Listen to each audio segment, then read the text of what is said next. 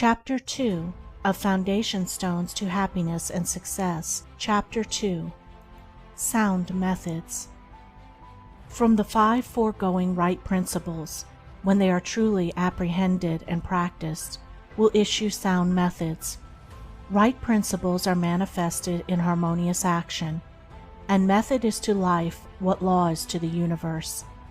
Everywhere in the universe there is the harmonious adjustment of parts, and it is this symmetry and harmony that reveals a cosmos, as distinguished from chaos. So in human life, the difference between a true life and a false life, between one purposeful and effective and one purposeless and weak, is one of method. The false life is an incoherent jumble of thoughts, passions, and actions. The true life is an orderly adjustment of all its parts. It is all the difference between a mass of lumber and a smoothly working, efficient machine. A piece of machinery in perfect working order is not only useful, but an admirable and attractive thing. But when its parts are all out of gear and refuse to be readjusted, its usefulness and attractiveness are gone, and it is thrown on the scrap heap.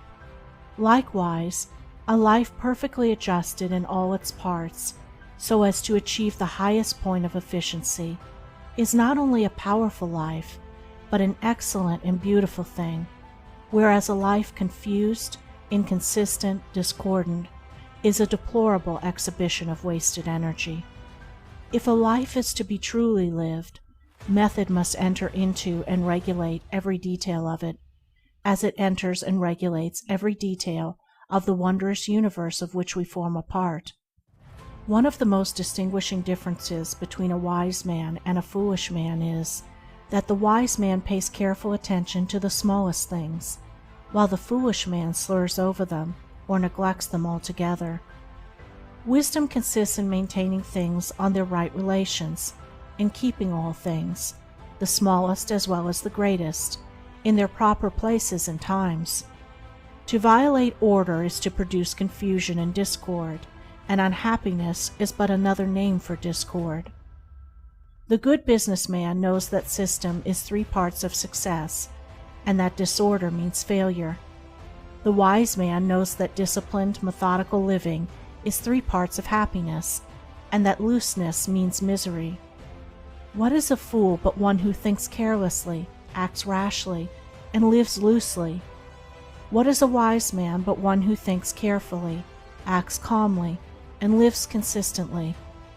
The true method does not end with the orderly arrangement of the material things and external relations of life. This is but its beginning. It enters into the adjustment of the mind, the discipline of the passions, the elimination and choice of words and speech, the logical arrangement of the thoughts, and the selection of right actions.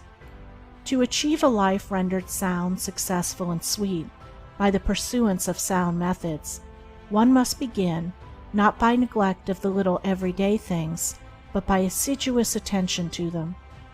Thus the hour of rising is important, and it's regularly significant, as are also the timing of retiring to rest, and the number of hours given to sleep. Between the regularity and irregularity of meals, and the care and carelessness in which they are eaten, is all the difference between good and bad digestion, with all that this applies, and an irritable or comfortable frame of mind, with its train of good or bad consequences. For attaching to these meal times and meal ways are matters of both physiological and psychological significance. The due division of hours for business and for play, not confusing the two. The orderly fitting in of all the details of one's business, times for solitude, for silent thought and for effective action, for eating and for abstinence. All these things must have their lawful place in the life of whose daily round is to proceed with the minimum degree of friction, who is to get the most usefulness, influence, and joy out of life.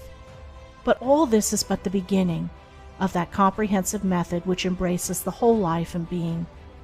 When this smooth order and logical consistency is extended to the words and actions, to the thoughts and desires, then wisdom emerges from folly, and out of weakness comes power sublime. When a man so orders his mind as to produce a beautiful working harmony between all its parts, then he reaches the highest wisdom, the highest efficiency, the highest happiness. But this is the end, and he who would reach the end must begin at the beginning. He must systematize and render logical and smooth the smallest details of his life, proceeding step by step toward the finished accomplishment.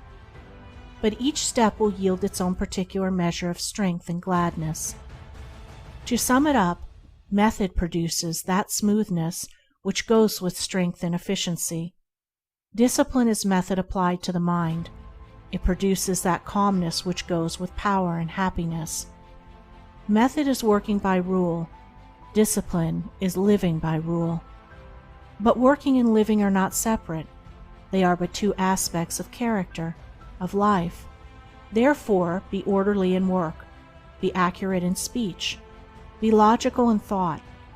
Between these and slovenliness, inaccuracy and confusion, is the difference between success and failure, music and discord, happiness and misery. The adoption of sound methods of working, acting, thinking, in a word, of living, is the surest and safest foundation for sound health, sound success, sound peace of mind. The foundation of unsound methods will be found to be unstable, and to yield fear and unrest even when it appears to succeed, and when its time of failure comes, it is grievous indeed. End of Chapter 2.